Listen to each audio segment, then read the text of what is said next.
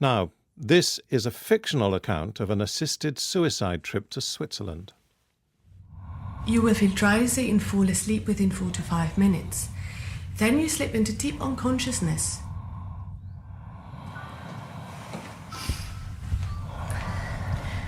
Are there any last words? Well, that's a clip from The Last Moments, and what's remarkable about this documentary account is that it's in virtual reality. It allows an experience of the events leading up to assisted suicide. Avril Furness made the film. I spoke to her and to Dominica Roberts from the Pro-Life Alliance. I asked Avril first, did Dignitas did they want her to make a virtual reality suicide experience? I just actually finished film school and I'd written a traditional script about, it was quite cynical and dark comedy about a guy who goes selling euthanasia door to door. And so it's quite a quirky sort of dystopian script. And in my sort of research, I came across Bristol Museum. They had an exhibition on about death. And I thought, well, I have to go and visit. And at Bristol Museum, they had a replica room of the room that they have at Dignitas, the organisation in Switzerland, that you can go and end your life. And I sat in this room and I was just so overwhelmed. And I thought, you know, as a filmmaker, how can I write a documentary sort of drama and bring this to life? And Dignitas cooperated? The first time I approached them, they said that the film wasn't bringing anything new to the debate and it was looking for shock value, that it was voyeuristic, and also that there were a few other things that they were quite concerned with, but we discussed that because the space that I was using was an art installation of sorts, and that I was bringing my own sort of artistic license as a filmmaker to that representation of that space. It was more like a sort of an abstracted idea of what they do in their organisation. So it wasn't like a real authentic experience that is a traditional sort of documentary style. That's what's so fascinating, because it's not a documentary, it is a virtual reality experience. Dominica Roberts is with us from the Pro-Life Alliance. That is perhaps more powerful. You've watched it, Dominica. How do you consider that, the temptation factor of being caught up in it in a virtual reality environment? I thought it was rather creepy and unpleasant. I was also worried that it was contravening World Health Organization's guidelines about showing suicide.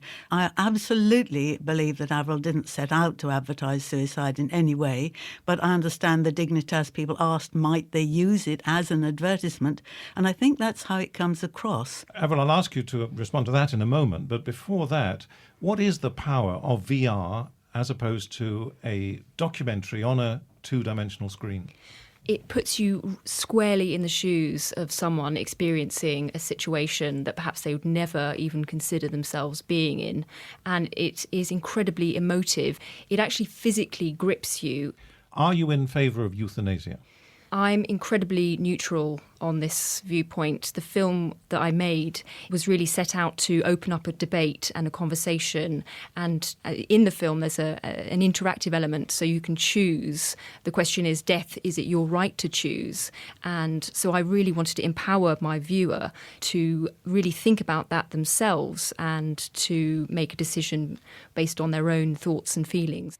Dominica Roberts, I mean, we've no doubt about your opinion on euthanasia. What about depictions of it, both artistic and documentary? I thought it was a very, very well-made thing. It really was very moving. One did get down into it, which I thought was quite dangerous considering the subject. I'd very much like to see Avril make a similar length thing showing people in a hospice who have felt suicidal, seriously suicidal, and been shown that no, there's a really happy death. And also the people whom everybody else thinks, I wouldn't want to go on living like that, who are completely paralysed, who actually will say, I'm happy, I do things, I want to go on living. Also, I think it wasn't intended as that, obviously, but I think it is part of the agenda of changing the law in this country. It starts off with a remark about that, which is unsafe and uncontrollable and unnecessary. Our law's working very well at the moment. It dissuades people from encouraging their people they want to get rid of to commit suicide. The law has a heart, but the police do look into it. They don't let it go through on the nod. Avril Furness, are you worried about the copycat effect? I mean, we know, for example, in Bridgend in South Wales, teenagers got into this kind of cycle of suicide, tempting each other. Is there a risk with something that is powerful as an artistic representation as yours is? I think my film really sets out to pose the question in people's minds and doesn't persuade one way or the other.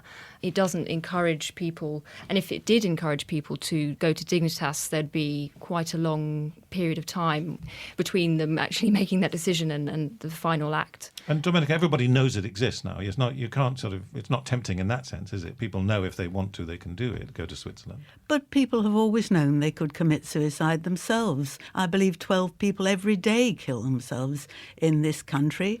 The more we talk about suicide, the more the idea is there. I'm told that in countries where it is illegal and it's frowned on culturally, even people who are not religious believers are less likely to commit suicide than the average. And we know that in Oregon, the suicide rate has gone up far more in Oregon than in other parts of America. So it is a copycat thing. That's Dominica Roberts from the Pro-Life Alliance, and Avril Furness, a virtual reality filmmaker and the creator of The Last Moments. Thanks for joining us on World Update. If you want to comment on that, you can at BBC Dan Damon on Twitter.